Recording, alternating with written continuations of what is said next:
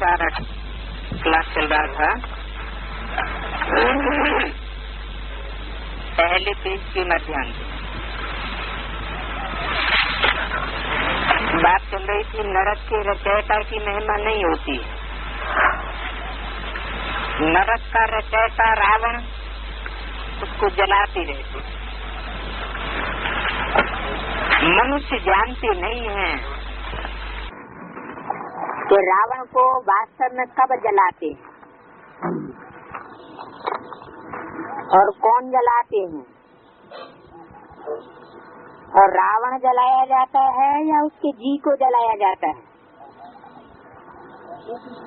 नाम रख दिया है रावण। रावण का अर्थ है जो लोगों को रुलाता है, दुख देता है। इन जैसा मनुष्य कोई हो नहीं सकता।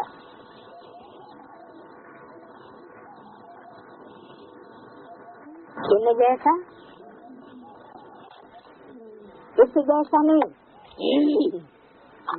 इन जैसा। माने रावण में कोई एक रूप नहीं है। 10 धर्मों के 10 संगठित रूप हैं जो रावण के रूप हैं। कोई 10 चरित्र करने वाले हैं, कोई 100% कामी, कोई 100% क्रोधी, कोई 100% लोभी, तो उनका संगठन हो जाता है। हाँ, 10 सिरों का संगठन, उससे दुनिया चलती है। अर्थात दुनिया अनेक मतों पर जब चलती है तो है रावण राज्य। मनुष्य तो पुनर्जन्म लेते हैं, नाम रूप बदल जाते हैं। रावण का नाम रूप कभी बदलता नहीं है। ये 10 ही चले आएंगे।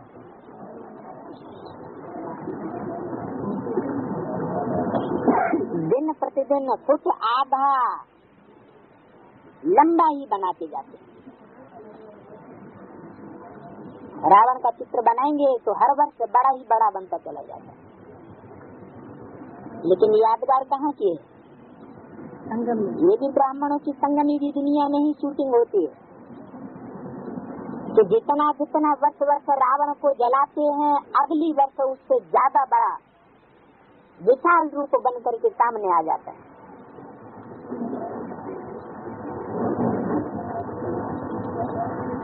तो रावण अब बड़ा होता जाता है, अर्थात संसार में उसका रूप विस्तार को पाता जाता है। समय प्रधान हो गया है और फिर उनको जलाते ही आते हैं।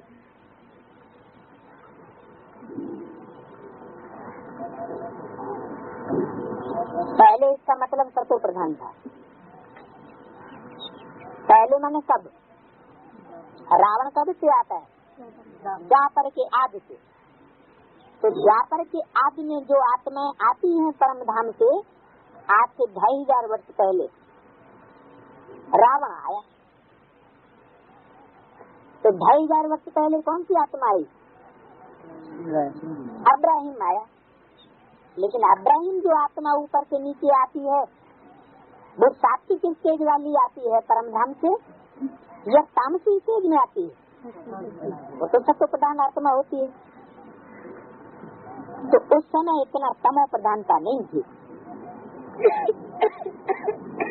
बाद में जैसे जैसे संगठित रूप बढ़ते जाते हैं, जैसे जैसे विस्तार होता जाता है, वैसे वैसे रावण का तामसी रूप सामने आता जाता है। मनुष्य तो बिल्कुल समझ से जैसे बाहर हो गए। अभी तुम समझते हो पतित कौन बनाता है?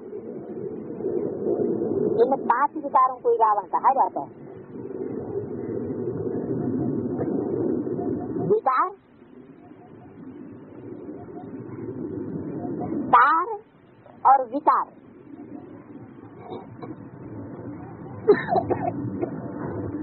किए हुए कार्य को कहा जाता है कार्य, काम, और ये माना विपरीत, जो नियम के विपरीत कार्य किया जाए। काम तो वो होता है जिस काम से दूसरों को और अपने को सुख हो, वही वास्तव में काम है, कर्तव्य है। लेकिन जिस कर्तव्य से, जिस कार्य से दूसरों को दुख हो और सदा काल का दुख हो, वो हो गया विकार, विकर्म। तो इन विकारों को छोड़ना चाहिए। क्यों छोड़ना चाहिए? क्योंकि खुद भी दुखी होते हैं और दूसरों को भी दुखी करते हैं। साधु संत आदि बहुत करके ये विकार ही दान में लेते हैं। कहते हैं अच्छा झूठ बोलना हमको दे दो,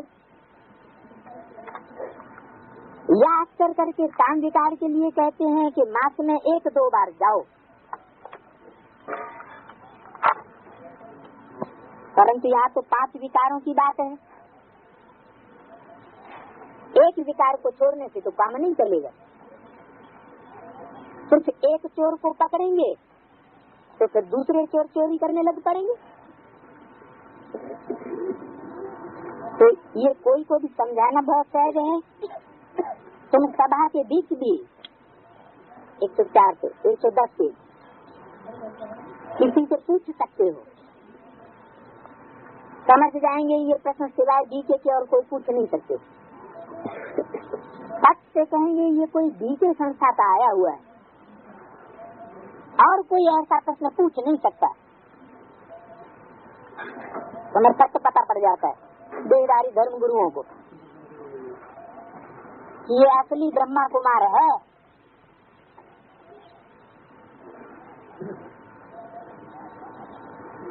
सब पतित है ना। सत्संग आदि करने वालों को अपना अहंकार बहुत रहता है, इसलिए टाइम लेकर के बाजू में बैठ करके पूछना चाहिए।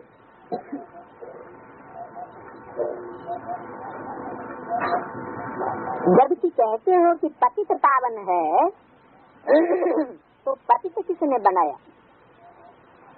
परमात्मा तो पतित पावन है, पतितों को पावन बनाने वाला है।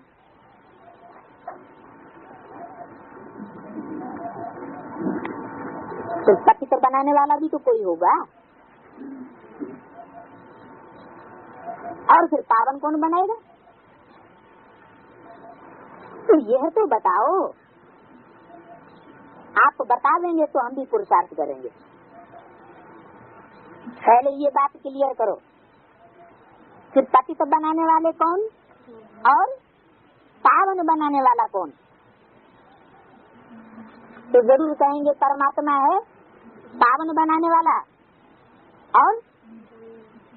और बाकी जितने हैं वो सब खुद भी पतित होते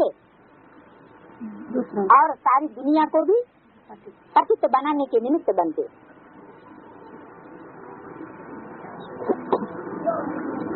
तो वो पतित पावन क्या करके हमसे कराएंगे?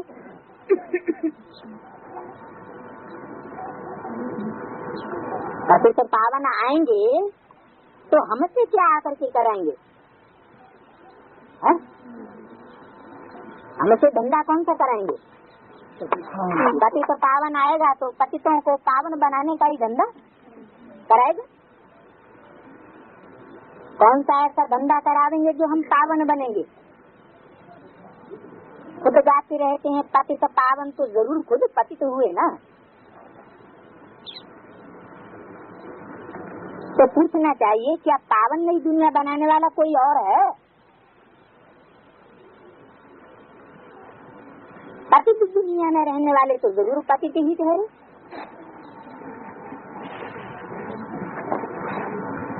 इस दुनिया में जितने भी मनुष्य रहे पड़े हैं, तो जहाँ रहे पड़े हैं वहाँ का वायुमंडल का असर तो जरूर पड़ता है। इब्राहिम, बुद्ध, क्राइस्ट, गुरु नानक, विवेकानंद, सब इस दुनिया के रंग में रंग गए और नीचे गिरते चले गए, दुनिया भी नीचे गिरती चली गई। तो पतित दुनिया में रहने वाला पतित जरूर बनता है, पर पावन दुनिया में रहने वाला कहाँ से आए? तो जरूर कोई पावन दुनिया भी है और पतित दुनिया भी है। पतित दुनिया में वो पावन दुनिया में रहने वाला आता है। पावन दुनिया में है ही पावन सतयुग। स्वर्ग को भी पावन कहेंगे और शांति धाम को भी पावन कहेंगे। तो ऐसे समझें कि आप भी पतित नरकवासी हो, उनसे पूछो, क्योंकि आप न तो स्वर्ग में रहने वाले हो और न परम धाम में रहने वाले हो। पतित आत्मा महान आत्मा कहा जाता है ना, पुण्यात्मा पापात्मा जब कहते हैं, पतित परमात्मा तो कोई नहीं कहता। माना परमात्मा कभी पतित होता नहीं है। भले वो पतित दुनिया में आता है, लेकिन आने के बावजूद परमात्मा को संग का रंग नहीं लगता और मनुष्य आत्माओं को संग का रंग जरूर लगता है, चाहे वो रामकृष्ण की ही आत्मा क्यों न हो, उनको भी संग का रंग लगता है।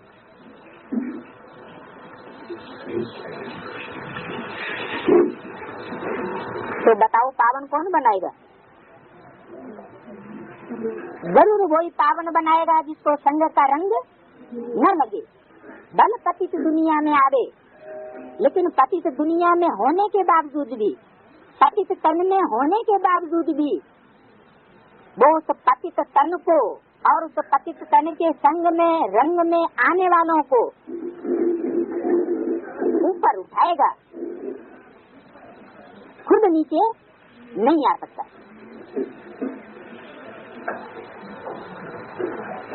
तो जरूर भगवान के लिए ही इशारा करेंगे कि भगवान ही ऐसा है जिसको संग का रंग नहीं लगता, ऊपर नजर जाएगी। तो भला वो कब आवेंगे? वो ऊपर वाला कब आवेंगे? उनका नाम क्या है? भारत में सिर्फ आने का टाइम क्या हुआ? जब शिव की जयंती मनाते हैं तो जय जयकार हो जाती है। जैसे बच्चा जन्म लेता है तो जो गुप्त था, गर्भ में था, वो बाहर आ जाता है। तो ऐसे ही बच्चा तो है स्थूल और शिव है सूक्ष्म, तो उसकी जयंती कैसे होगी? जो गुप्त पार्ट बजाने वाला है जब इस संसार में प्रत्यक्ष हो जाता है, जैसे बच्चा गर्भ में से प्रत्यक्ष हो जाता है तो उसकी जयंती मनाई जाती है। तो ऐसे ही भारत में शिव जयंती प्रसिद्ध है, उनका नाम है शिव और कोई नाम नहीं देते, क्योंकि जैसा काम वैसा नाम। दुनिया में जितनी भी मनुष्य आत्माएं वो 100% कल्याणकारी कोई नहीं है। कुछ कल्याण करने वाली और कुछ अकल्याण करने वाली भी होती है, लेकिन शिव जो है वो सदा शिव गाया हुआ है, वो सदा कल्याणकारी है, कभी अकल्याणकारी नहीं बनता।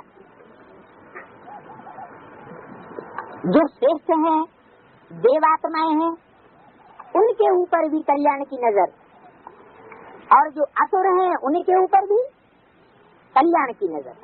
कोई कैसा भी है लेकिन उसके ऊपर कल्याण की नजर। सदा रखने वाला एक शिव परम पिता परमात्मा ही है। बाकी तो जितनों को रथ है वो सब स्वार्थ में आ जाते हैं।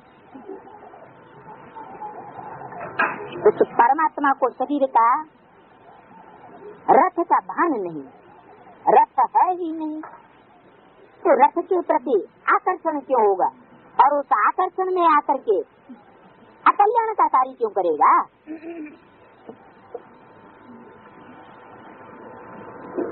तो बुद्धि में लिंगाकार ही आएगा कि वो कल्याणकारी कौन, कल्याणकारी वो जिसको अपना रथ नहीं, रथ नहीं तो इंद्रियों का भी दान नहीं, तो जरूर बुद्धि में लिंग ही आएगा, जिसको इंद्रियां नहीं होती। तो लिंग का मतलब क्या हुआ, निराकार, निराकार अर्थात सिर्फ बिंदु, बिंदु नहीं, बिंदु साकार में आता है, और साकार में आते हुए भी जिस साकार में आता है उसकी स्टेज निराकारी, अर्थात कर्म इंद्रियों की स्मृति से परे की स्टेज बना देता है। सोमनाथ कहेंगे तो भी बुद्धि में लिंग आवेगा। सोम रस माना ज्ञान का रस, और नाथ माना जो ज्ञान का रस है उसका स्वामी कहाँ का रहने वाला होगा। फिर जहाँ ज्ञान का रस होता बनता होगा, बनाता होगा, वहीं का रहने वाला होगा। तो कहाँ का रहने वाला भक्ति मार्ग में दिखाया है, बनारस, जहाँ ज्ञान का बना बनाया रस मिलता है। कोई बनाना नहीं पड़ता। तो अभी तुम्हारी आत्मा जानती है परमात्मा भी हमारे जैसा ही विचार है। यह जो सितारे हैं उनको नक्षत्र देवता भी कहते हैं।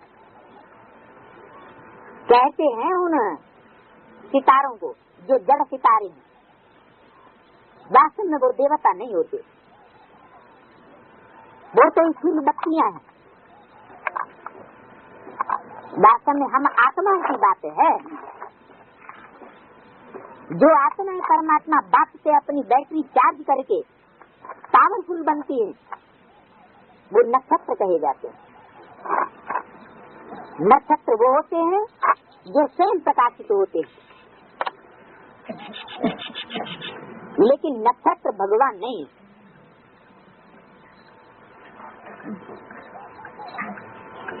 क्या जो भी नक्षत्र हैं वो भगवान नहीं है। तुम नक्षत्र सितारे हो लेकिन भगवान नहीं हो। तुमको भगवान नहीं कहेंगे क्योंकि जितने भी नक्षत्र हैं वो सब चक्कर काटने वाले हैं, इसलिए वो भगवान नहीं हो सकते। तो परमात्मा है बिंदु, परंतु बिंदु की पूजा कैसे होगी। पूजा तो बड़े रूप की होती है, बिंदु को तो सिर्फ याद किया जा सकता है। वो भी जो सूक्ष्म बुद्धि होंगे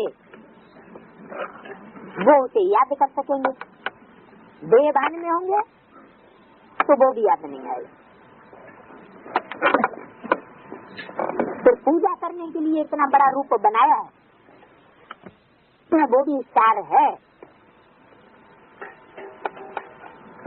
तो भक्ति मार्ग वालों ने लिंग रूप बनाई दिया है। इतनी बड़ी चीज है नहीं।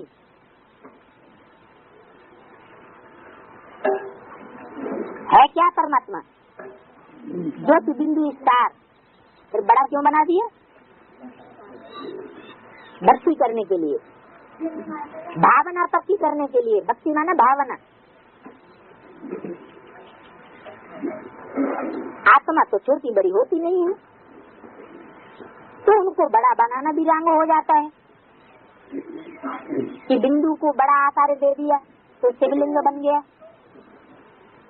कोई मनुष्य को परमात्मा का यथार्थ ज्ञान है नहीं, इसलिए समझ लेते हैं कुछ बिंदु निराकार का बड़ा रूप शिवलिंग वो निराकार है। वास्तव में बिंदु का बड़ा आकार नहीं है, बिंदु जिसमें प्रवेश करता है उस व्यक्तित्व को वो निराकारी बनाई देता है। तो ये बड़ी महीन बातें हैं। कहते हैं वो एक दम बिंदी है, उनको याद कैसे करें? क्योंकि याद तो उसको किया जाता है जिसने कोई कल्याण का काम किया हो। नेहरू जी को, गांधी जी को याद करते हैं तो जरूर वो कुछ करके गए हैं कल्याण के लिए, तो उनको याद करते हैं। जो सुख दे करके जाते हैं उनको दुनिया याद करती है। रावण को बैठ कोई नहीं याद करता क्योंकि दुखदाई है। तो जो एक दम बिंदी है उसको याद कैसे करें? अगर बिंदी है तो कल्याण कैसे करेगा? कल्याण करने के लिए तो कोई काम चाहिए। नई दुनिया बनानी है तो भी काम करने वाला चाहिए। तो वो बिंदु करणहार और करावनहार के रूप में प्रत्यक्ष होता है, साकार में प्रत्यक्ष होता है। तो जिस साकार रूप के द्वारा वो करण और करावनहार के रूप में प्रत्यक्ष होता है उसको याद किया जा सकता है। बाकी बिंदु को सिर्फ खींच करके याद करेंगे तो प्रश्न पैदा होगा, याद कैसे करें? कांस्टेंट याद ठहरती नहीं, सहज योग होगा नहीं। सहज योग तो तब हो जब लगातार याद टिक जाए। तो वो तो समझने की बात है कि परमात्मा किस रूप से कल्याण करता है सारी सृष्टि का। जिस रूप के द्वारा सारी सृष्टि का कल्याण करता है वही रूप सारी सृष्टि में आज भी पूजा जाता है। और देवताओं की मूर्तियां खुदाइयों में इतनी नहीं मिली जितनी शंकर की मूर्तियां संसार में मिली, नग्न मूर्तियां जिन्हें तीर्थंकर लोग, वो जैनी लोग तीर्थंकर कहते हैं। इसलिए बताया कि आत्मा को अपने बाप को याद करना बहुत सहज है। आत्मा जो याद करने वाली है वो जरूर शरीर में होगी, जीवात्मा के रूप में होगी। और जीवात्मा के रूप में आए हुए परमात्मा को याद करे तो सहज होगा।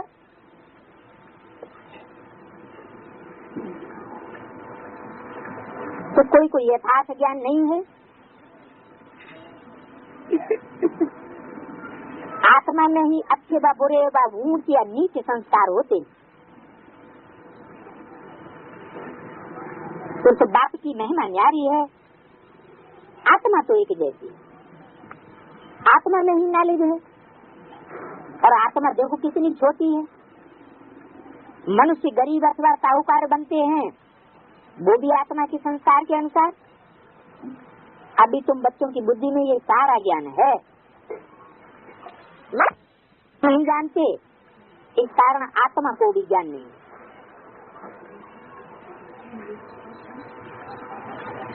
आत्मा का ज्ञान भी कब हो?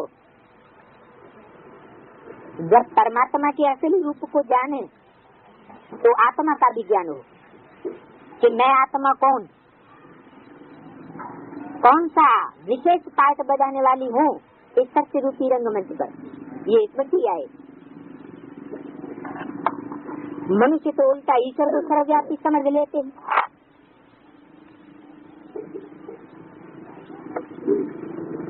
आत्मा ये सारा धारण करती है ज्ञान। आत्मा एक शरीर छोड़ दूसरा लेती है, संस्कारों के अनुसार लेती है। तो ये आत्मा बात करती है, मनुष्य अपन को मनुष्य समझ करके बात करते हैं। यहाँ अपन को आत्मा समझने की प्रैक्टिस करनी पड़ती है। आत्मा समझना माने देहभान की स्टेज से दूर रहना। आत्मिक स्टेज में रहना माना परमात्मा के हम सब बच्चे हैं। आत्मा सब भाई भाई है। कोई ऊंच नीच का सवाल पैदा नहीं होना चाहिए। हम आत्माओं को परमपिता परमात्मा पढ़ाते हैं। मनुष्य तो कह देते हैं आत्मा निर्लेप है। आत्मा को कोई लेप छेप नहीं लगता कर्मों को। अरे आत्मा निर्लेप है या परमात्मा निर्लेप होता है? आत्मा तो कभी निर्लेप हो ही नहीं सकती। शरीर धारण करेंगी तो उनको लेप छेप जरूर लगेगा। काय का लेप छेप? अच्छे या बुरे कर्मों का असर जरूर होगा, संग का रंग जरूर लगेगा। अगर आत्मा निर्लेप है तो फिर संस्कार किसमें बढ़ते हैं? आत्मा में ही संस्कार बढ़ते हैं। ऐसे कोई थोड़े ही कहते हैं कि परमात्मा में संस्कार भरे हुए अच्छे या बुरे। परमात्मा में तो कर्मों के संस्कार बढ़ते ही नहीं, क्योंकि वो तो निराकारी स्टेज में रहने वाला है, और जो निराकारी स्टेज में रहने वाला है उसको कर्मों का लेप छेप नहीं लग सकता। तो सब मुझे हुए हैं, मुझने वाले किसी कोई सदगति कैसे कर सकते हैं? सदगति कौन कर सकता है? जिसकी मन बुद्धि कभी मुझात में नहीं पड़े, संशय में नहीं आए, सदा निश्चय बुद्धि बनी रहे। अनिश्चय आया और बुद्धि में मुझान पैदा हुई, तो जहाँ बुद्धि मुझती है तो आत्मा सदगति में है या दुर्गति में है? मन बुद्धि दुर्गति की स्टेज में है, क्योंकि निश्चय नहीं है। और परमात्मा या परमात्मा पाठ बजाने वाला कभी अनिश्चय बुद्धि स्टेज में होता हुआ क्या? वो खुद ही अनिश्चय बुद्धि स्टेज में होगा, हिलने डुलने वाला होगा, दूसरों के चक्कर काटने वाला होगा। तो इसका मतलब जिसके वो चक्कर काट रहा है वही उसका गुरु हो गया, तो उसकी अपनी सदगति कैसे कहें? इसलिए सदगति दाता तो एक ही होता है, जो परमात्मा पाठ सदगति दाता के रूप में पाठ बजाता है, वो किसी के चक्कर नहीं काट सकता।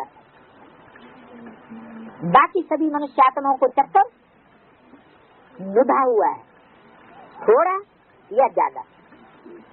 तो आसमान में भी सितारे हैं, कोई छोटा चक्कर काटते हैं और कोई बड़ा चक्कर काटते हैं। एक सितारा ऐसा है जो एक स्थान पर स्थिर रहता है, किसी के चक्कर नहीं काटता, वो है ध्रुव तारा। तो ध्रुव का मतलब ही है असंशय निश्चय बुद्धि, अटल अखंड अडोल अवस्था।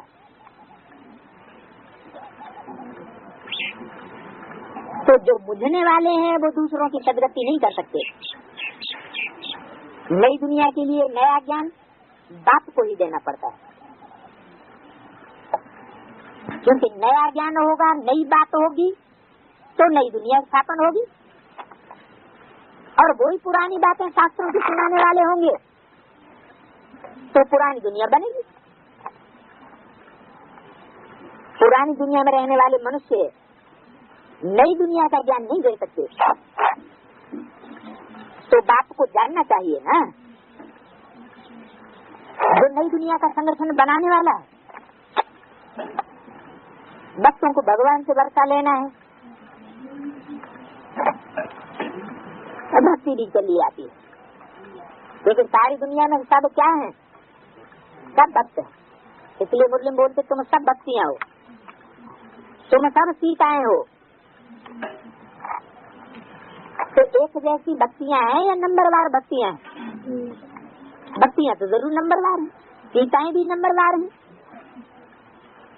क्योंकि सब रावण की जेल में फंसी हुई है। सबके अंदर मुझात है, इस बंधन से हम दूर कैसे हो? बुद्धि खुली हुई किसी की नहीं, कुछ न कुछ परसेंटेज में मुझान जरूर रहती है। तो मन बुद्धि की दुर्गति है तो शरीर तो सदगति में आ ही नहीं सकता। शरीर है स्थूल और मन बुद्धि है सूक्ष्म बीज, तो पहले बीज का सुधार होना पड़े।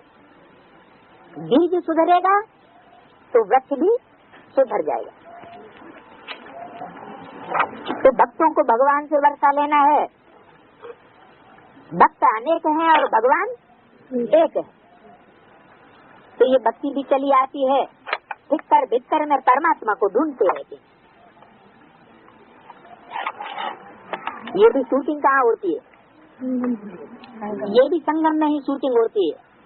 भीतर माना भीतर बुद्धि। मिट्टी की ढेले को भीतर कहा जाता है। जैसे मिट्टी की ढेले में ठोकर लगती है और ढेला टूट जाता है, तो ऐसे यहाँ भी ज्ञान में चलने वाले ठिक्कर बुद्धि हैं कि थोड़ी सी माया की ठोकर लगी और ज्ञान में से टूट पड़े, संशय बुद्धि हो गई, बुझ गए। तो ऐसे ठिक्कर बुद्धि में परमात्मा आवेगा क्या? परमात्मा निश्चय बुद्धि में आवेगा, ध्रुवतारे में आवेगा, या अपना स्थान सत्य से छोड़ देने वाले तारे में आवेगा? जरूर ध्रुव तारे में आवेगा। ठिक्कर बुद्धियों में परमात्मा नहीं आ सकता। ठिक्कर तो अनेक हैं। परमात्मा कोई सर्वव्यापी नहीं, वो तो एक व्यापी होकर के संसार में आता है। ठिक्कर अनेक हैं। तो जिस एक व्यापी में आता है, एक में आता है, वो एक ठिक्कर नहीं होना चाहिए। ऐसा नहीं कि थोड़ी सी माया की ठोकर लगे और ज्ञान में से टूट पड़े। ऐसे में अगर परमात्मा आएगा, परमात्मा पार्टी के रूप में प्रत्यक्ष होगा, तो आज प्रत्यक्ष होगा और कल उड़ जाएगा। भगवान तो कोई एक थोड़े ही है। आज भगवान के कितने अवतार हैं भारतवर्ष में? ढेर के ढेर अवतार हैं। आज आचार्य रजनीश भगवान अपने को घोषित करते और कल बिस्तर माना भीत, दीवाल, जो ज्ञान मार्ग के रास्ते में दीवाल बन करके खड़े हो जाए, न खुद आगे बढ़े और न दूसरों को पुरुषार्थ में आगे बढ़ने दे। ऐसे भीतर बुद्धियों में भी परमात्मा नहीं आता। जो ज्ञान के रास्ते में विघ्न पैदा करने वाले हैं, रोड़ा अटकाने वाले हैं। यज्ञ का सहयोगी बनना है, न कि विरोधी बनना चाहिए। सहयोगी बनने वालों में ही परमात्मा आता है। तो जो 100% सहयोगी है, उसी में परमात्मा आता है। सहयोगी सो योगी। 100% सहयोगी नहीं होगा तो संपूर्ण 100% योगी भी नहीं होगा। तो योगी और सहयोगी ये साथ ही साथ होता है, पैरेलल है। जितना सहयोगी होगा, काय से सहयोगी? तन से सहयोगी, तन पूरा अर्पण करना पड़े। मन से सहयोगी, मन भी पूरा अर्पण करना पड़े, जरा भी अपनी मन मत मिक्स न करे। और धन भी पूरा अर्पण करना पड़े। ऐसे नहीं सारा धन तो लगा दिया, तो थोड़ा धन अपने शरीर की सुरक्षा के लिए भी चाहिए। तो अपने शरीर की जहाँ सुरक्षा की बात आ गई, वहाँ थोड़े धन से सहयोगी नहीं हुआ। नहीं, अपनी परवाह नहीं, अपने पेट की कोई परवाह नहीं। पेट पलेगा या नहीं पलेगा। क्यों? क्योंकि बाप ने तो गारंटी दी है, जो मेरी सेवा में रहेंगे वो भूख नहीं मर सकते। तो अपनी क्या चिंता। तो तन भी पूरा अर्पण, धन भी पूरा अर्पण, मन भी पूरा अर्पण। और लौकिक अलौकिक दुनिया के जो संबंध हैं, वो संबंध भी पूरे अर्पण करने पड़े। संबंध ही नहीं, संबंध तो क्लोज कॉन्टेक्ट को कहा जाता है।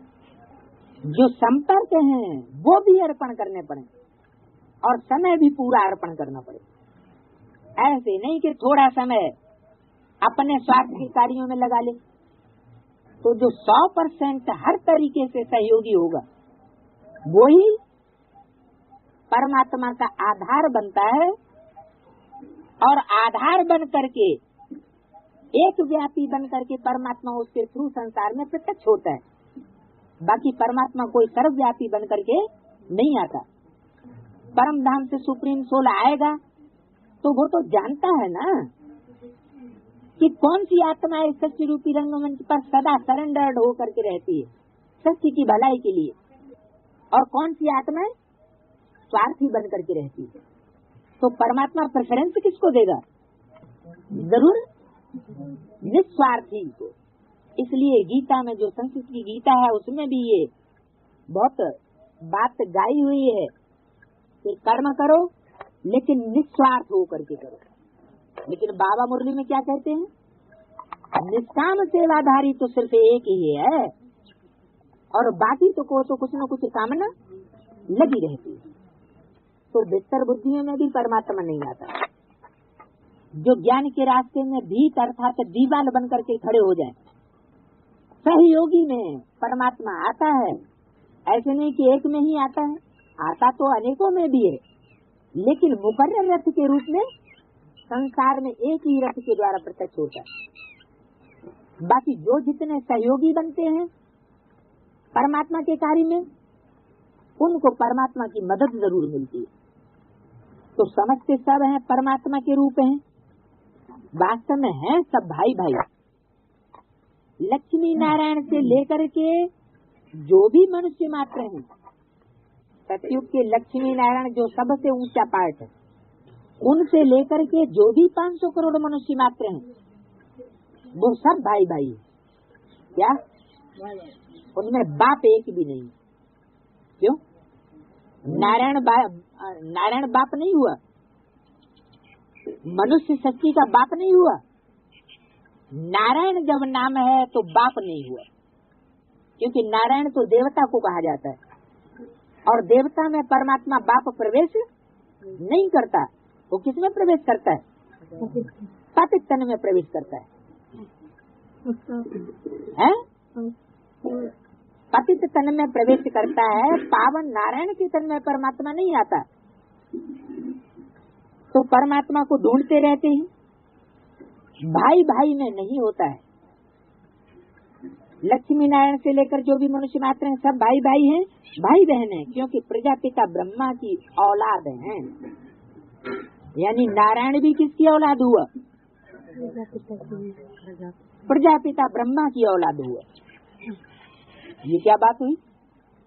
वही शरीरधारी नारायण जो अभी पुरुषार्थ करने वाली आत्मा होगी, या परमात्मा जिसमें प्रवेश कर रहा होगा, वही तो प्रजापिता हुआ।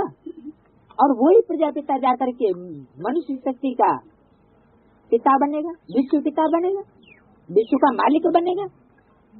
तो अलग हुआ या एक हुआ? है? एक हुआ, अलग कहाँ हुआ?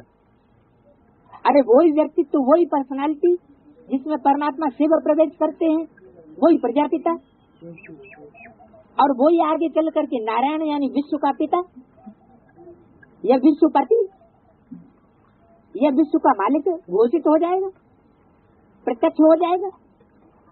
तो अलग कहाँ हुआ? वही नर से नारायण कहा जाएगा। तो इसलिए कहा ऐसा कि यज्ञ के आदि में जिस रूप से परमात्मा ने बीजारोपण किया था, वो बीजारोपण जिस तन में प्रवेश करके किया, उस समय उसकी एज कितनी थी? 60 वर्ष।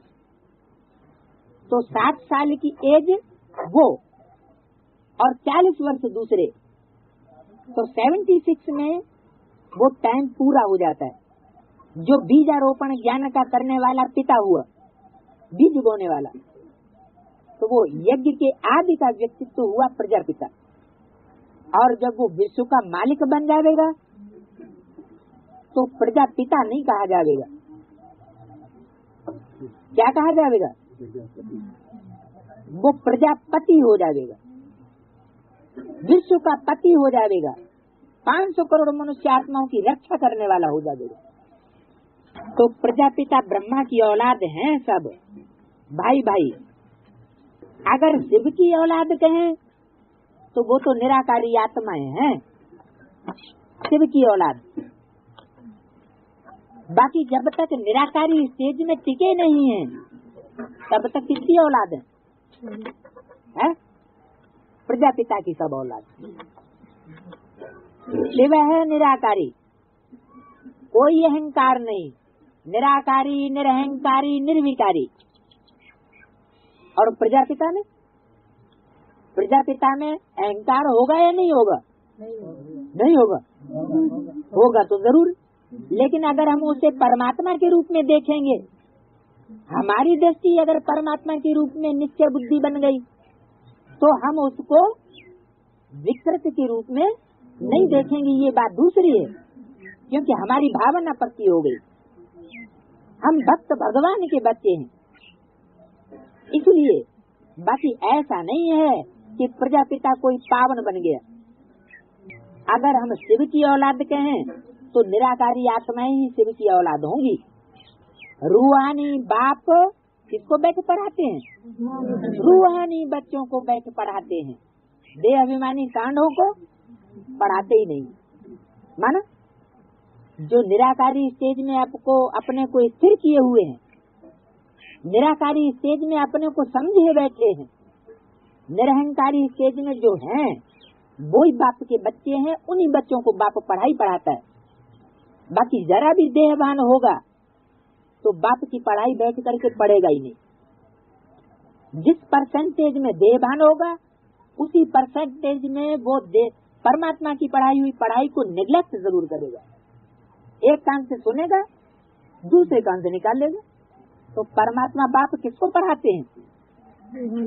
रूहानी बाप रूहानी बच्चों को पढ़ाते हैं। फिर प्रजापिता का काम क्या हुआ है? रूहानी बाप तो रूहानी बच्चों को बैठ पढ़ाते हैं। फिर जिस्मानी बाप, हाँ, उनकी टक्कर होती है किससे? देह अभिमानी कांडों से। बच्चे तुम्हारा बाप आया हुआ है, मुरली में बोलते हैं। मुरली में ये वाक्य कभी सुना या पढ़ा है क्या? बच्चे तुम्हारा बाप आया हुआ है। काय में बाप? हर बात में बाप। अच्छाई में भी तुम्हारा बाप और बुराई में भी तुम्हारा बाप। अच्छे कर्मों में भी तुम्हारा बाप और बुरे कर्मों में भी तुम्हारा बाप है। तो प्रजापिता ब्रह्मा की तो सब औलाद है। ब्रह्मा के बच्चे बहन भाई जिस्मानी हो जाते हैं, बहन भाई होंगे तो जरूर प्रजापिता ब्रह्मा की औलाद हुई। और आपस में भाई भाई की स्टेज में है तो निराकार बाप के बच्चे आत्माएं हुई। तो सब जिस्मानी भाई बहन हो जाते, परंतु फिर ग्रस्त व्यवहार में आने से भाई बहन का नाम भूल जाते हैं। तो प्रजापिता ब्रह्मा की औलाद क्या? प्रजापिता ब्रह्मा की औलाद हैं तो आपस में क्या हुए? भाई बहन हुए हैं। तो भाई बहन, लेकिन बुद्धि में भूल जाता है क्या कि हम प्रजापिता ब्रह्मा की औलाद हैं, जो देह अभिमानी सांडों का भी बाप है। हम उसके बच्चे हैं। तब क्या होगा? भूल जाएंगे तो धर्मराज का रूप भूल जाएगा या याद रहेगा? क्या होगा? भूल जाएगा ना। यज्ञ के आदि में क्या हुआ? जो देहाभिमानी सांडे थे उन्होंने विरोध किया, अंजाम क्या हुआ? अंत में अंजाम क्या हुआ? कोर्ट कचहरी तक भी बात जब पहुंच गई, रिजल्ट क्या हुआ? झुकना किसको पड़ा? जो देहाभिमानी विरोध करने वाले थे उन सबको झुकना पड़ा। तो जो आदि में हुआ वो अंत में होगा। बाप तो भाई बहन बनाने के लिए कृत संकल्प है, निश्चय बुद्धि है कि ये सब मेरे बच्चे हैं।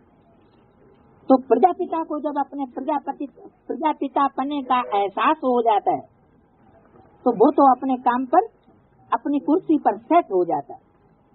और जो कुर्सी पर सेट हो जाता है वो फिर दूसरों को भी सेट जरूर करता है। तो प्रजापिता ब्रह्मा की औलाद होंगे तो क्या होंगे? आपस में भाई बहन जरूर होने चाहिए। लेकिन अभी भाई बहन बने हैं क्या? कभी दृष्टि वृत्ति चंचल तो नहीं होती है? होती है तो भाई बहन नहीं हुए ना। तो गृहस्थ व्यवहार में आने से भाई बहन का नाम भूल जाते। फिर कौन से व्यवहार में रहना चाहिए? जो बेहद का गृहस्थी है, कमल फूल जिसको कहा जाता है, किंग फ्लावर, उस किंग फ्लावर के हम सब बच्चे हैं। अगर ये ध्यान बुद्धि में रहे कि हम सब प्रजापिता ब्रह्मा की औलाद हैं और प्रजापिता ब्रह्मा में भाई बहन बनाने के लिए परमात्मा बाप आया हुआ है, तो विकर्म न हो। अगर वह ज्ञान रहे तो फिर विकार में भी न जाए। कौन सा ज्ञान? कि हम ब्राह्मण हैं, ब्राह्मण अर्थात ब्रह्मा की औलाद हैं, तो ब्रह्मा की औलाद पना भूल जाता है, और जब भूल जाता है तो बुद्धि में भाई बहन पना जो है वो भूल जाता है। तो अभी फिर बाप समझाते हैं तुम विकार में न जाओ। कब समझाते हैं? अभी समझाते हैं कि अब तुम विपरीत कर्म न करो। बच्चे अगर विपरीत कर्म करें, भाई बहन है और भाई बहन कोई उल्टा काम करे तो माँ बाप को क्रोध आएगा या नहीं आएगा? जायज होगा या नाजायज होगा? माँ बाप को जो क्रोध आएगा वो जायज होगा या नाजायज होगा? है? जायज होगा ना। जायज माना सही, नाजायज माने गलत है। जायज माना सही। बाप को जो क्रोध आएगा बच्चों के ऊपर, जिन बच्चों के ऊपर, वो जायज हुआ या नाजायज हुआ? सही हुआ या रंग हुआ? सही हुआ, जायज हुआ। ठीक है, ये कौन सी भाषा का वर्ड है? ये उर्दू का। तो बाप कहते हैं अब तुम फिर विकार में न जाओ। जो गए सो गए, लेकिन अब फिर विकार में न जाओ। तुम एक बाप के बच्चे भाई बहन हो। एक बाप क्यों कहा? जिस्मानी स्टेज में है तो अलग अलग बाप हुए, और जब हम अलौकिकता में आ गए तो अलौकिक में तो एक ही परिवार है, एक ही परिवार का एक ही करता धरता है, एक ही बाप है। तो निश्चय है कि ये वही बेहद का बाप है। वही माना कौन सा? वही बेहद का बाप है जो 5000 वर्ष पहले सृष्टि का नियंता बना था, सृष्टि का आदि बना था। हम उस बाप से वर्षा जरूर लेंगे। वर्षा भी कौन लेंगे? भाई बहन बने होंगे वो वर्षा लेंगे, या नालायक को बाप वर्षा देगा? है? पहले क्या देखेगा लायकात देखेगा ना कि ये भाई बहन बने हैं। तो जिनकी बुद्धि में होगा कि हम बाप से वर्षा जरूर लेंगे, वो क्या करेंगे? मन मना भव और मत त्यागी भव। मन मना भव माना मत मना भव। मत माना मेरे, मना माना मन में, और भव माना समाज। वो ये काम जरूर करेंगे जिनको वर्षा लेना होगा। मेरे मन में समा जा, ये नहीं कहा अपने मन में समा जा या किसी और मनुष्य के मन में समा जा, मन के संकल्पों में समा जा। नहीं, जो मेरा संकल्प माना जो बाप का संकल्प, सो बच्चे का संकल्प। अगर संकल्प मात्र में भी भेद है, बाप का संकल्प एक और बच्चे का संकल्प दूसरा, तो मन मना भव नहीं हुआ। मन मना भव नहीं है तो बाप का वर्षा मिल नहीं सकता। तो संकल्प मात्र में भी जब एक होगा तो वाचा से तो विरोध करने की बात पैदा ही नहीं हो सकती, और कर्मेंद्रियों से विरोध करने की तो बात पैदा ही नहीं हो सकती। कौन सा विरोध? सबसे बड़ी भूल कौन सी हो गई सृष्टि में? एक ही एकज भूल बड़ी से बड़ी हो गई। कौन सी? कृष्ण को बाप बनाई दिया। कृष्ण क्या है? बच्चा। और कृष्ण बच्चे को क्या बनाई दिया? बाप बनाई दिया। तो बाप क्या कहेगा? है? और तो आपे से बाहर हो जाएगा। तो ये बहुत बड़ी भूल हो गई। जो बच्चे आपस में विकार में जाते हैं, विकारी बनते हैं और ये साबित कर देते हैं दुनिया वालों को कि हम एक बाप के बच्चे नहीं हैं, तो ग्लानि कराने वाले हुए, विघ्न पैदा करने वाले पत्थर बुद्धि हुए, ठिक्कर बुद्धि हुए, या परमात्मा बाप के बच्चे हुए सहयोगी। इसलिए बताया ये बड़े से बड़ा विकर्म है, इसको छोटा विकर्म नहीं समझना। तो मनमना भव वो होंगे जो बाप से वर्षा लेने वाले होंगे, और मनमना भव होने के बाद सेकंड स्टेज है मत्याजी भव। मत माना मेरे लिए,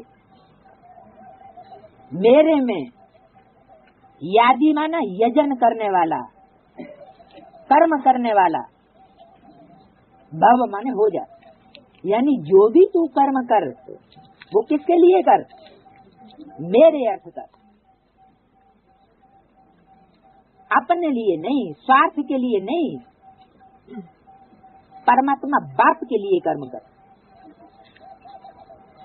तो बच्चे अगर भाई बहन की स्टेज से नीचे गिरे, विकार में गए, तो मेरे लिए कर्म किया या अपने लिए किया? तो मेरे लिए तो कर्म नहीं हुआ। मत्याजी भव का मतलब ये है कि जो भी कर्म करे उन सारे कर्मों का फल किसको मिले? परमात्मा बाप के रूप में जो पार्ट बजाने वाला परमात्मा पार्टधारी है, उसके प्रति वो फल जाना चाहिए। मान लो नौकरी ही करता है, लौकिक नौकरी, तो लौकिक नौकरी करने वाले की बुद्धि में भी ये भान रहे कि हम जो नौकरी कर रहे हैं इससे जो पेमेंट हमको मिलता है, ये पेमेंट भी हमको बाबा की सेवा में लगाना है। तो जरूर जैसे बाबा चलाएगा वैसे सेवा में लगाइए। तो मनमना भव और फिर बाद में मध्याजी भव। जो मनमना भव नहीं हुआ है वो मध्याजी भव नहीं हो सकता। क्या? मन अगर परमात्मा बाप के संकल्पों के विपरीत है तो कर्म भी और वाचा भी विपरीत जाएगी, जरूर विपरीत जाएगी। वो मध्याजी भव नहीं हो सकता। दूसरों के लिए यजन करने वाला बन जाएगा, कर्म करने वाला बन जाएगा, स्वार्थ के लिए कर्म करने वाला बन जाएगा, परमार्थ के लिए कर्म करने वाला नहीं बन सकेगा। तो कितनी सहज बातें हैं समझने की। धंधाधोरी करते बुद्धि में ये स्मृति रहे कि हम बाबा के बच्चे हैं, हम स्वर्ग के मालिक बनेंगे, तो ये खुशी रहेगी। ये 84 जन्मों का चक्कर है। 84 जन्म सिर्फ सूर्यवंशी देवी देवताओं के ही होते हैं। जो कम जन्म लेने वाले हैं वो बाप के डायरेक्ट बच्चे नहीं होते, और न उनको बाप से डायरेक्ट स्नेह का पानी मिलता है। बाप इस समय जो रूहानी बाग है नई दुनिया का, उसको डायरेक्ट स्नेह का पानी दे रहे। लेकिन कौन लेने वाले होंगे? जो पूरे 84 जन्म लेने वाले देवताएं बनने वाली आत्माएं होंगी, वो डायरेक्ट स्नेह लेंगी, बाकी दूसरे डायरेक्ट स्नेह नहीं लेंगे। कोई न कोई दूसरे मनुष्य आत्मा के आत्मिक स्टेज में टिक जाते हैं और परमात्मा बाप से डायरेक्ट स्नेह लेने के पात्र बनते हैं। तो उनका हुआ सुदर्शन चक्र। बाकी सुदर्शन चक्रधारी होते ही नहीं। तो बाप भी याद आएगा, सुदर्शन चक्र भी याद आएगा, और 5 युग भी याद रहेंगे। संगम युग भी याद रहेगा। संगम युग याद होगा तो प्रजापिता भी याद होगा, परमात्मा बाप भी याद होगा, और फिर ब्राह्मण पना भी याद होगा। हम आपस में भाई बहन हैं ये भी याद होगा। तीसरा पेज, हमारे 84 जन्म पूरे हुए, बुद्धि में चक्र चलता रहे और शरीर निर्वाह से हम काम भी करते रहे। बाबा ने कहा है सुदर्शन चक्र का ज्ञान मेरे भक्तों को देना है। क्या बाप के भक्त भी हैं, बाप के वारसदार भी हैं, बाप की प्रजा भी होती है और बाप के दास दासी भी बनते हैं। क्या ऐसे नहीं बच्चों की प्रजा होती है, बच्चे ही प्रजा बनाते हैं, बाप भी प्रजा बनाता। तो कैसी प्रजा बनेगी? बच्चों की प्रजा में और बाप की प्रजा में क्या अंतर होगा? कोई विशेषता होगी या नहीं होगी? बच्चों की जो प्रजा होगी वो देह अभिमानी जरूर होगी, आत्मिक स्टेज में टिकने वाली नहीं होगी। जितने भी 7-8 नारायण हैं उन सब की प्रजा कैसी होगी? कुछ न कुछ देह अभिमान वाली होगी, कुछ न कुछ कम जन्म लेने वाली होगी, कम कलाओं वाली होगी। लेकिन बाप की जो प्रजा होगी, प्रा माना प्रकट रूपेण, जा माना जायते, जिसने प्रकट रूप से जन्म लिया है। हाँ, साधारण रूप से नहीं, प्रकट रूप से माना अद्भुत रूप से। तो ऐसी प्रजा 4.5 लाख मनुष्य आत्माएं, 4-5 लाख मनुष्य आत्माएं ऐसी श्रेष्ठ आत्माएं हैं जो मेरे भक्त की लिस्ट में भी है। तो उसमें प्रजा भी है, उसमें वारिसदार भी है और उसमें दास दासी भी बनने वाले। तो ये सुदर्शन चक्र का ज्ञान मेरे भक्तों को देना है। क्या ये ज्ञान ऐसे ही फालतू नहीं गंवाना है, ये भी परखना है। क्या कि परमात्मा बाप के 84 जन्म लेने वाले बच्चे कौन से हैं? जो बच्चे ही नहीं होंगे 84 जन्म लेने वाले, वो इस बात पर विचार ही नहीं करेंगे नई सृष्टि कैसे आएगी। वो कहेंगे अरे क्या होता है, हमें ज्ञान की गहराई में जाने से क्या लेना देना। तो जो मेरे भक्त हैं उनको समझाने से झट निश्चय होगा। बरोबर हम 84 जन्म लेते हैं, 84 जन्म न लेने वाला होगा तो उनको ज्ञान की धारणा ही नहीं होगी। एक कान से सुनेंगे, दूसरे कान से निकाल लेंगे। 84 जन्मों का अर्थ ही है पहले पहले हम सूर्यवंशी में आएंगे। क्या कहा? 84 जन्म माना डायरेक्ट सूर्य के वंश में आने वाला, नहीं तो चंद्रमा के वंश में आने वाला हो जाएगा। चंद्रमा का वंश कब से शुरू होगा? बेटा से नहीं, एक्चुअली ब्रह्मा की जो सोल है वही ज्ञान चंद्रमा है ना, वो सतयुग में जाकर के नारायण बनेगी। तो उस नारायण के जो बच्चे बनेंगे वो कम कला वाले हुए या 16 कला संपूर्ण हुए? कम कला वाले हो गए। तो कम कलाएं तो चंद्रमा की होती है, कलाओं से भी परे इसके जो होती है वो सूर्य की होती है। सूर्य को कलाओं में नहीं बांधा जाता। तो थोड़ा भी कोई सुन करके जाएगा तो स्वर्ग में जरूर आएगा। 84 जन्मों का अर्थ है पहले पहले हम सूर्यवंशी में आएंगे। उनकी निशानी क्या होगी? थोड़ा भी सुनेंगे उनको धारणा जरूर होगी। किससे सुन करके जाएगा? बाप से थोड़ा भी सुन करके जाएगा तो वो स्वर्ग में जरूर आ जाएगा। माना कितने आवेंगे स्वर्ग में? है? हाँ, 4.5 लाख ऐसी आत्माएं होंगी जो शरीर रहते रहते स्वर्ग में जरूर पहुंचेंगी। थोड़ा भी अगर परमात्मा बाप से सुनेंगी तो। लेकिन जो सूर्यवंशी में नहीं आने वाले होंगे वो एक कान से सुनेंगे, दूसरे कान से निकाल देंगे। उनको धारणा पूरी होगी नहीं तो 84 जन्म भी नहीं लेंगे। देरी से भी आ सकते हैं, उनके लिए फिर 84 जन्म थोड़े ही कहेंगे। तो ये ज्ञान की कितनी महीन बातें हैं, कितना हिसाब किताब है। फिर भी बाप कहते हैं अच्छा अगर इतना गुजराज नहीं समझते हो तो भला बाप का बन वर्षा तो ले लो। हम शिव बाबा के बच्चे हैं, वो स्वर्ग का रहता है, वो नशा रहना चाहिए, परंतु माया ये नशा ठहरने नहीं देती। क्या कि हम ऐसे बाप के बच्चे हैं जो डायरेक्ट हमको स्वर्ग की दुनिया में ले जाने वाला है। ये नशा माया नहीं ठहरने देती। कोई तो कहते हैं बाप और वर्षों को याद करना ये कोई बड़ी बात नहीं है, माया हमारा क्या करेगी, हम तो जरूर वर्षा पाएंगे। तो देखो उनके लिए कितनी सहज बात हो जाती। कोई को तीर लग जाए तो बाप और वर्षे की याद करते बहुत खुशी में रहे। तीर लगने वाले की निशानी क्या बताई, खुशी में, वो बहुत खुशी में होगा।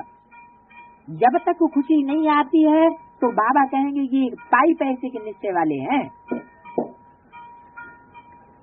पक्के निश्चय वाले को खुशी का पारा बहुत चढ़ा रहता है। वो राजा के पास संतान नहीं होती है तो कहते हैं कि किले के अंदर जो पहले पहले आएगा उनको हम गोद में ले लेंगे, ऐसी शर्त रख देते हैं। फिर क्यों लग जाती है जाने वालों की, मैच में भी क्यों लगती है ना। तो ये भी मैच है, ये भी बाबा ने एक खेल है, खेल बच्चों के सामने रख दिया है कि देखें बाप के पास पहले कौन पहुंचता है। ये पुरुषार्थ की दौड़ हो गई कि बाप को पहचाने और पहचान करके बाप के पास पहुंचे, यानी समीप, बाप के समीप पहुंचे। नजदीक पहुंचने का मतलब क्या हुआ, शरीर से नजदीक नहीं, मन मना भव, मन बुद्धि से नजदीक पहुंचे। दूध की बोतलों की भी क्यों लग जाती है। पहला नंबर जाने के लिए सवेरे उठ करके जाए खड़े होते हैं तो तुमको भी क्या करना पड़े, सवेरे सवेरे उठ करके पुरुषार्थ में खड़ा हो जाना पड़े। हाँ, दूध लेने की लाइन में नहीं तो समझते हैं फिर ठहरना पड़ेगा। अगर हम पहले नहीं पहुँचे क्यू में, पहले उठे नहीं, अमृत बेला जल्दी नहीं उठे तो क्या होगा, क्यू में ठहरना पड़ेगा। तो यहाँ भी क्यू है बाबा के गले का हार भरने के लिए। सारा मदार पुरुषार्थ पर है। बाप को याद करना ये बुद्धि की दौड़ है, बाकी काम आज भल करते रहो। ये थोड़े ही मना किया कि कर्मेंद्रियों से काम न करो, काम भल करो, लेकिन शर्त क्या है, सिर्फ मेरे को याद करो। आत्मा की दिल याद दे, कम कार दे। आशिक मासूक एक जगह बैठ थोड़े ही जाते हैं, काम काज आदि सब कुछ करते, बुद्धि उनकी तरफ रहती है। तो यहाँ भी बुद्धि एक बाप के साथ चाहिए जो हमको स्वर्ग का मालिक बनाता है। तो जो टाइम मिलता है उसमें पुरुषार्थ करो, गृहस्थ व्यवहार में भी रहना है। ये कोई हमारा कर्म संन्यास तो है नहीं कि हम कर्मेंद्रियों से कर्म करना ही छोड़ दें, शरीर निर्वाह तो करना ही है। बाप अब ब्रह्मा तन में आकर के कहते हैं मैं तुम्हारा बाप हूँ, हम तुमको स्वर्ग का मालिक बनाता हूँ, तुम हमको अपना नहीं बनाएंगे क्या। कौन कहता है, ब्रह्मा के तन में बाप कहते हैं, बिंदु बाप नहीं कहते कि तुम हमको अपना नहीं बनाएंगे तो क्या होगा, हम तुमको स्वर्ग का मालिक नहीं बनाऊंगा। मेरे बने हो तो अब मेरे साथ योग लगाओ, नहीं तो मेरे धाम में आए नहीं सकेंगे। क्या मेरे धाम में आए नहीं सकेंगे, तेरे धाम में तो 500 करोड़ पहुंचते हैं, ये कैसे कह दिया नहीं आएंगे, नहीं आ सकेंगे। हाँ, मेरे धाम में आए नहीं सकेंगे मेरे बनकर, और फिर भी तुम पवित्र नहीं रहेंगे, नाम बदनाम करेंगे तो बहुत